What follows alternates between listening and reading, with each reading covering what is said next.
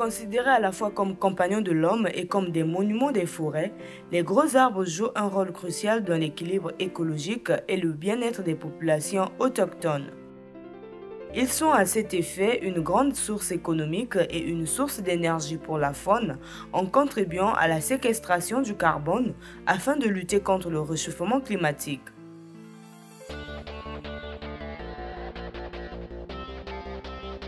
Pour sa part, la République du Congo ne ménage aucun effort en matière de gestion durable de son massif forestier. Un nouveau projet autour du parrainage des gros arbres a été officiellement lancé le 6 mai 2025 à la Cité scientifique de Brazzaville, ex-Eurostom.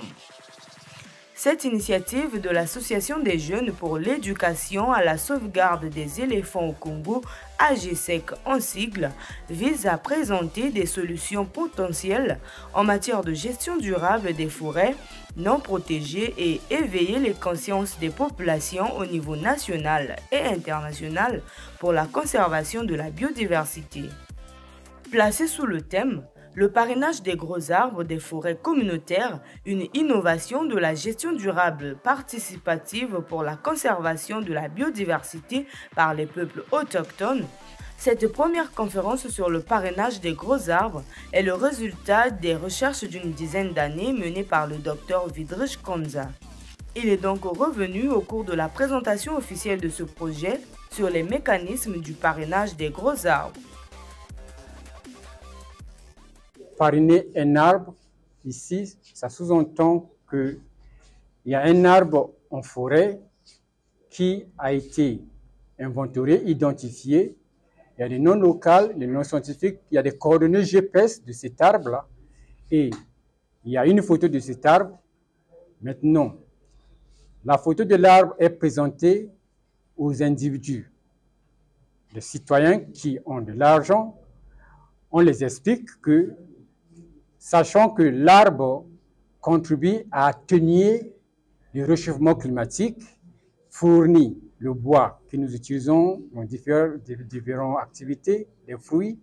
Donc, si vous parrainez cet arbre, c'est-à-dire vous donnez une somme d'argent par rapport au diamètre de l'arbre, désormais cet arbre-là t'appartient. Il y aura ton nom qui est mis à côté de l'arbre, donc tu pourras prendre tes enfants, tes amis ou ton mari, décider un jour aller dans la forêt là où cet arbre-là existe, voir l'arbre directement toucher du doigt l'arbre. Donc parrainer un arbre, c'est le fait que tu as donné de l'argent. Cet argent est utilisé pour aider les communautés à faire les activités agricoles ou l'élevage. L'intérêt particulier de celui qui devient parrain d'un arbre, c'est que cette personne contribue de façon indirecte à aider l'humanité d'une manière générale et particulièrement son pays et plus profondément sa famille parce que l'arbre qui est parrainé va séquestrer le carbone, le dioxyde de carbone, donc purifie l'air. La purification de l'air dépend automatiquement des arbres.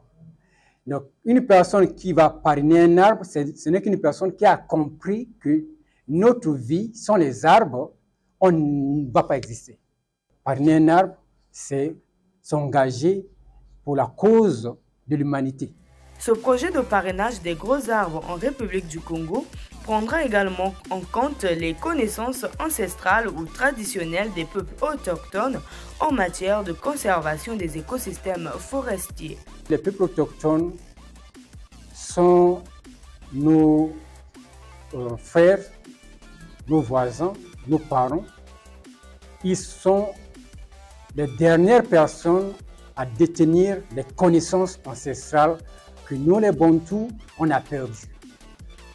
Parce qu'à une époque donnée, nous, nos grands-parents, nos ancêtres ont vécu dans la forêt.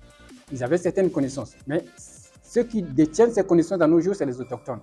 Les autochtones ont des connaissances qui méritent d'être valorisées et préservées parce que si ça disparaît, notre vie artificielle ne va pas nous sauver. C'est des connaissances traditionnelles des autochtones qui font que nous allons continuer à vivre avec notre monde civilisé, mais on contacte toujours avec les connaissances traditionnelles, les arbres, les autochtones qui nous informent tous les jours au fur et à mesure.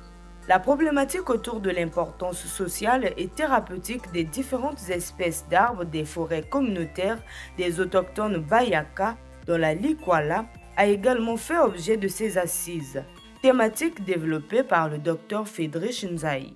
Ces arbres-là jouent un rôle très important pour les autochtones, en ce qui concerne l'alimentation, en ce qui concerne la santé, en ce qui concerne le côté culturel aussi.